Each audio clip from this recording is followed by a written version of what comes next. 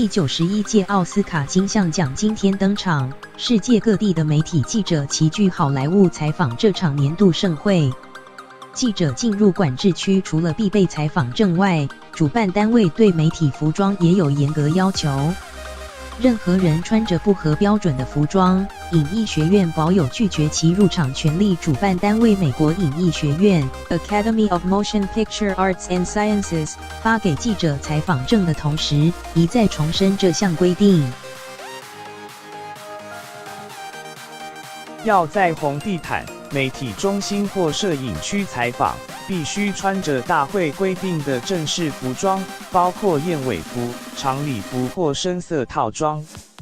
主办单位更详细规定，长礼服必须过膝。至于非属正式服装的，包括任何款式的牛仔裤、球鞋或鞋、休闲款式或有破洞的裤子、上衣、裙子或洋装。奥斯卡颁奖前的走红毯仪式下午3时30分开始。上午天气晴朗，红毯上站满各大电子媒体的主播与记者，在最后倒数阶段提供现场画面，观众席也相当热闹。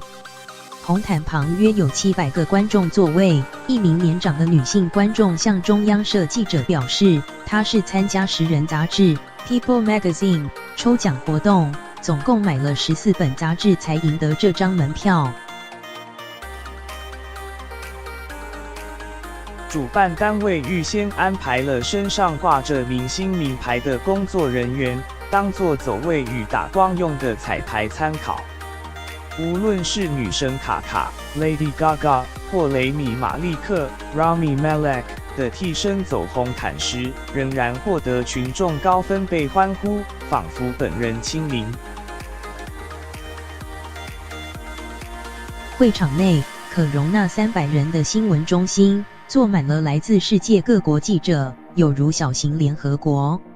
华文媒体包括中央社在内，台湾东森电视台、美洲世界日报、香港星岛日报、中国中央电视台、香港凤凰卫视等，均参与这场盛会。记者除了有服装要求外，会场内也有严格的拍照与摄影规定。基于安全因素，大会禁止任何人对采访证拍照及上传社群媒体。记者本人佩戴证件要拍照时，都要费心避免拍到采访证的正面。中央社